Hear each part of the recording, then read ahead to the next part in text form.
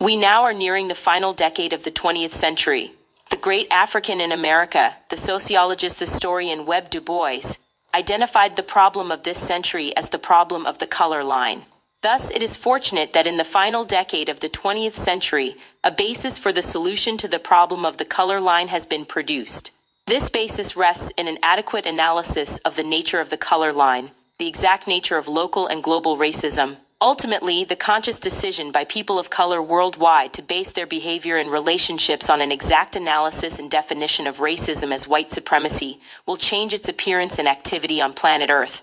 Just as the problem of the color line has controlled events in the 20th century, the solution to the problem will regulate events in the 21st century and beyond, as we enter the era of justice. Recently, there has been an unraveling and an analysis of the core issue of the first global power system of mass oppression, the power system of racism. Once the collective victim understands this fundamental issue, the ultimate organizing of all of the appropriate behaviors necessary to neutralize the great injustice of the white supremacy power system will be only a matter of time. The length of time required to neutralize global white supremacy will be inversely proportional to 1, the level of understanding of the phenomenon, plus 2, the evolution of self and group respect, the will, determination, and discipline to practice the appropriate counter-racist behaviors on the part of the non-white victims of white supremacy. Thus, the 21 stone century, and indeed the end of the 20th century, will be a time perhaps of great devastation. But undoubtedly, it will be a time of great change. And the most critical factor in that change of circumstances will be non-white people's ever-increasing understanding of the behavioral phenomenon of white supremacy as a global terroristic power system. However, it must be understood that high levels of self-respect, will, and determination, without an adequate understanding, analysis, and definition of racism as the oppressing power system, will not be sufficient to bring the long-sought goal of neutralizing that injustice and establishing justice and peace for all people. Therefore, it is critical to have a comprehensive analysis and definition of the opposing force. As a Black behavioral scientist and practicing general and child psychiatrist, my current functional definition of racism is as follows. To local and global power systems structured and maintained by persons who classify themselves as white, whether consciously or subconsciously determined, this system consists of patterns of perception, logic, symbol formation, thought, speech, action, and emotional response as conducted simultaneously in all areas of people activity. The ultimate purpose of the system is to prevent white genetic annihilation on Earth, a planet in which the overwhelming majority of people are classified as non-white by white-skinned people. All of the non-white people are genetically dominant compared to the genetically recessive white-skinned people. When this definition of racism as a strategy for white genetic survival is mastered, one can understand precisely not only the present global power formations and realignments, but also all present urban center epidemics. I am speaking of the concurrent urban crises of drug use, drug addiction, drug-related murder, teenage pregnancy, infant mortality, Black academic underachievement, Black teenage unemployment, Black adult male unemployment, Black male incarceration, single-parent households, chronic welfare dependency, poverty, AIDS, and homelessness. These very disturbing individual and group destructive pathological forms of behavior are the direct and indirect byproducts of a behavioral power system fundamentally structured for white genetic survival, locally and globally. White supremacy, domination, and oppression of all non-white people is essential for global white genetic survival. The prevention of white genetic annihilation is pursued through all means, including chemical and biological warfare. Today, the white genetic survival imperative, instead of using chemicals in gas chambers, is using chemicals on the streets: crack, crank, cocaine, ecstasy, PCP, heroin, and methadone. Ultimately, these chemicals are produced by whites and made available to urban Blacks, particularly Black males, upon whom the future of Black people is dependent.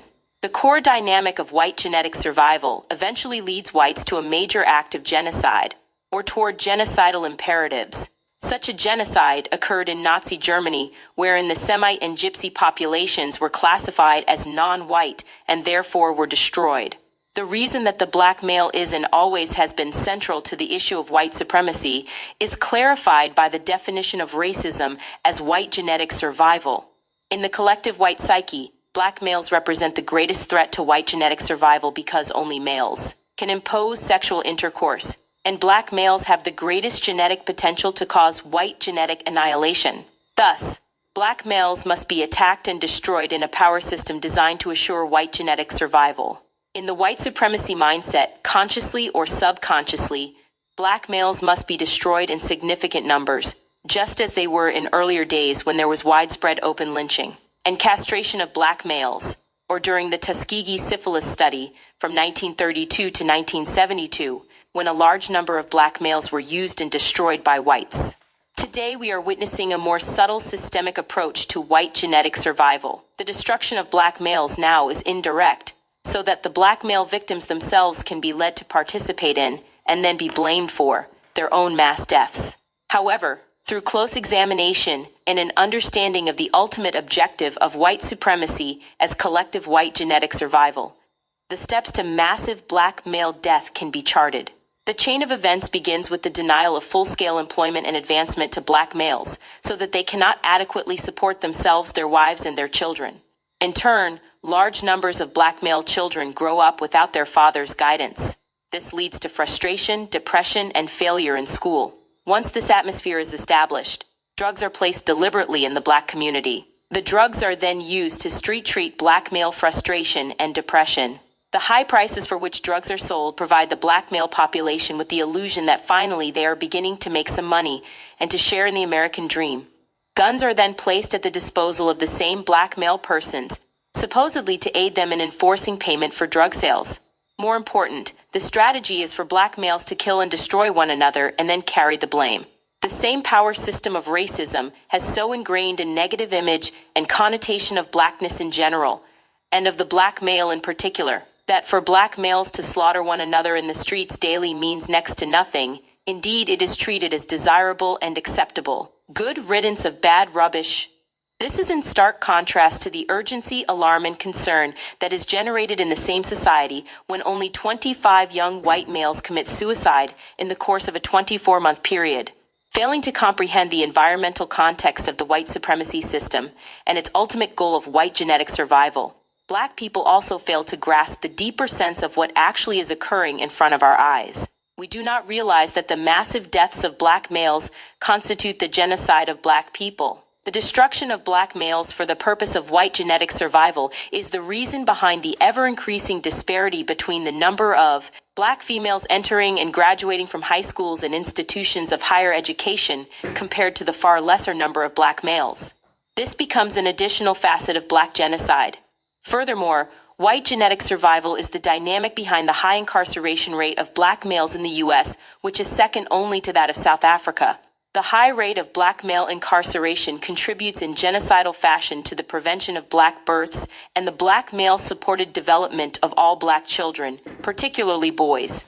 The genocide of non-whites must be understood as a necessary tactic of a people that is a minority of the world's population, and that because it lacks the genetic capacity to produce significant levels of melanin, is genetically recessive in terms of skin coloration compared to the black, brown, red, and yellow world majority. Thus, the global white minority must act genocidally against people of color for the purpose of white genetic survival. This is the kill or be killed mentality. This is the reason that persons who classified themselves as white behaved genocidally towards Semites in the Holocaust in Nazi Germany and Europe. This is also the reason that persons who classified themselves as white behaved genocidally towards the indigenous inhabitants of the Western Hemisphere who were classified as red.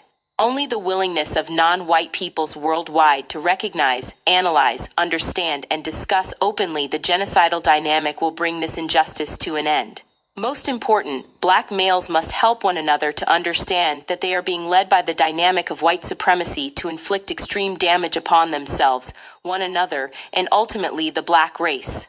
Black males must understand that, contrary to what is said, the war being conducted in urban centers is not against drugs but against black males, for the purpose of white genetic survival. Drugs are used simply as the means to achieve that end.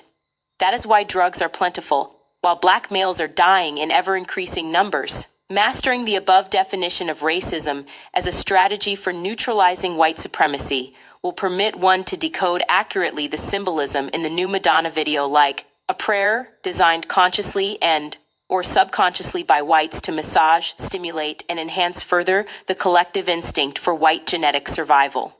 The same could be said about the recent films Betrayal and Mississippi Burning. Furthermore, such an understanding will help clarify the persistent and even violent behaviors on the part of persons associated with the so-called right to life movement, which seeks to prevent abortions, especially amongst whites. Recognizing racism as the struggle for white genetic survival helps one to understand what is happening in South Africa.